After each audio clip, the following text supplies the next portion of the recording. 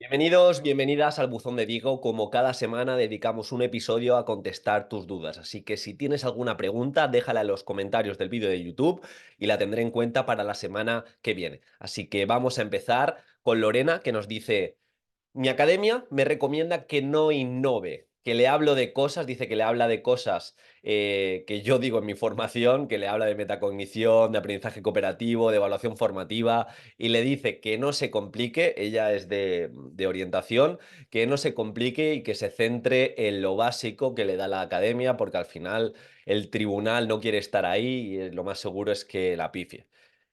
¿Qué te puedo decir a esto? ¿Qué te puedo decir? Primero, yo no estoy ofreciendo o divulgando cosas por tendencia, que esto se da mucho. Lo clásico de se pone de moda un recurso que se comparte en redes, que es muy disfrutable, que es muy chulo y da muchos likes, y yo lo comparto como si eso fuera algo formativo. No, yo estoy compartiendo, en este caso me pones ejemplos, metacognición. Es algo que si nosotros nos vamos al currículum podemos extraer que se ha de aplicar en nuestra programación. Momentos de reflexión relacionado con la metacognición. Cooperación, aprendizaje cooperativo, evaluación del aprendizaje cooperativo. De nuevo, recomendaciones de situaciones de aprendizaje, recomendaciones en cuanto a retos del siglo XXI, objetivos de etapa. Se nos insta a cooperar. Evaluación formativa es algo que aparece de manera transversal desde infantil hasta formación profesional, obviamente pasando por secundaria y primaria. Entonces, yo lo que digo no es innovar sin sentido, es innovar atendiendo a lo que dice la ley y justificando acorde a lo que nos presentan los últimos metaanálisis, la última evidencia científica. Entonces, me parece bien que la academia te prepare para tribunal que quizá no conoce alguna de las metodologías, pero que no te corte las alas. Tú tienes que innovar, pero ojo, tienes que saber explicar muy bien esa innovación que llevas. Entonces, tienes que encontrar ese equilibrio.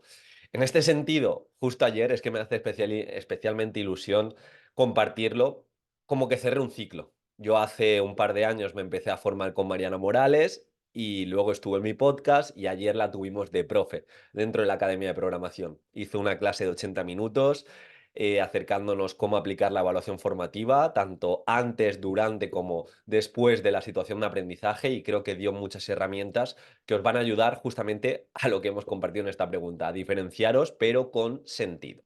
Vamos con Martín. Martín dice: con lo que sabes ahora mismo y viendo mi situación, que me pongo ahora a estudiar, diciembre, voy a empezar en Navidades, ¿qué me recomiendas que haga? Tengo el examen en junio. Mira, buena pregunta. Aquí directamente hace 2 días, 3 días, subimos un vídeo de cómo organizarte la oposición a 6 meses vista. Segundo, para ser tremendamente eficiente en la academia de estudio, sabiendo que hay más gente en tu disposición, hemos subido una planificación express desde diciembre hasta junio para aquellas personas que no han empezado a opositar. Y tercero, que tengas muy claro que se puede conseguir un buen resultado a 6 meses vista, 5 meses vista, pero te tienes que ocupar. Y así de forma rápida. Innegociables, tendría muy claro que voy a hacer simulacros cada semana, tendría muy claro las semanas que tengo y el tiempo que tengo cada día para luego repartirme el temario en consecuencia, y no me dices qué tipo de oposición es. Obviamente no va a ser lo mismo estabilización que reposición. Si vas por estabilización, pues también tener esos momentos a la hora de crear esa situación de aprendizaje, y si vas por reposición, que tienes que hacer pues todo, espero que tengas más tiempo porque vas a necesitar más tiempo para crear esa programación y para hacer esos supuestos, etcétera, etcétera.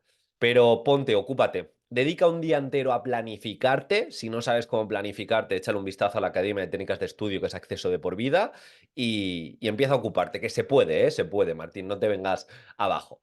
Lorenzo me dice: han salido poquísimas plazas de mi especialidad, me da ganas de dejarlo, me da ganas de no prepararme las oposiciones, y eso que llevo desde septiembre a muerte. Igual se refiere a la Comunidad Valenciana, que de alguna especialidad han salido muy poquitas plazas, también en otras comunidades. Aquí hemos de entender varias cosas. Primero, a veces la vida es tremendamente injusta, tremendamente injusta. No entiendo lo que han hecho algunas comunidades en cuanto al repositorio de plazas, pero por otro lado no lo podemos controlar. Si esto no se puede cambiar, nos tenemos que ocupar. Ya sabéis que soy muy pragmático en este sentido. Entonces, aquí, Lorenzo, tienes que ver cuál es tu situación. Es decir, si tú eres interino y ya estás trabajando y tienes muchos puntos, pues ¿por qué no? No sé cuántas plazas en particular dices, pero si tienes muchos puntos, yo seguiría preparándome a muerte y saber que mucha gente se lo va a dejar y no va a ir a por todas. Entonces, yo iría con todo y sobre todo prepararte en habilidades. Segunda opción, no has opositado nunca y es como tu barrera de entrada o más bien tu entrada a empezar a trabajar. Entonces, independientemente de las plazas, yo me prepararía y de nuevo iría a muerte. Intentaría utilizar este año para dejar la programación hecha, para tener un bagaje fuerte en supuestos y prepararte en comunicación, en expresión escrita y demás, porque nunca es trabajo tirado a la basura, nunca es trabajo tirado a la basura. Si sacas un buen resultado, estoy seguro que vas a trabajar antes. Y luego hay muchos opositores que quizá no tienen tantos puntos, hay muchos opositores que, sabiendo las pocas plazas que hay, igual, como dicen mis alumnos, te renta no prepararte, pero lo tienes que ver. Si tienes un plan B, es decir, si quieres dedicar ese tiempo a otra cosa mejor, pues adelante. Pero si no, yo siempre intentaría al menos presentarme para tener una experiencia más, para tener bagaje extra y, ¿por qué no?, pivotar quizá a otra comunidad y centrarme más en una comunidad que tenga más plazas. Lo dicho, aquí al final esto ocurrió, de hecho me acuerdo que mi año fue muy bueno en cuanto a plazas, pero justamente el anterior eh, fue muy malo. O sea, salieron poquísimas, poquísimas. Lo que pasa es eso, que a veces hay años peores, hay años mejores. Intenta ver el coste de oportunidad de presentarte, de no presentarte, de prepararte en habilidades, que independientemente del resultado, eso te ayude. Es decir, si tú te centras en hacerte muy buen docente de tu especialidad y por lo que sea no te sacas la plaza, ese bagaje de ser muy buen docente te va a servir.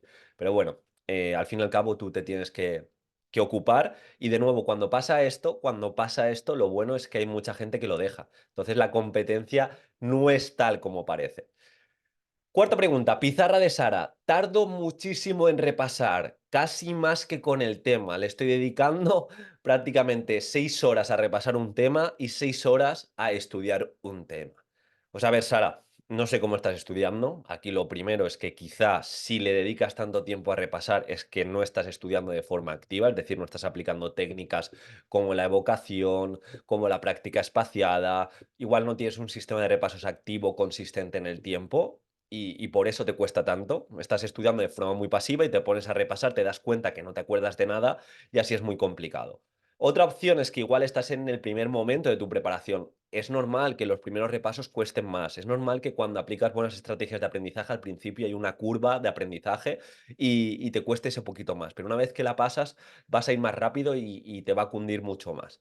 Pero yo intentaría replanificarme en cuanto a utilizar técnicas más dinámicas, con más esfuerzo cognitivo y en cada repaso frente al mismo tema ser más eficiente. Es decir, no solo repasar lo que ya te sabes, que quizá ahí reduciría un poco el tiempo, siempre del tema hay un porcentaje que te sabes más, y centrarte en los eslabones más débiles y saber que un repaso no es para dejarte el tema que te lo sepas al 100%, que va a haber más repasos y vas a seguir olvidando. Entonces, contempla también los repasos de ese tema a medio y largo plazo.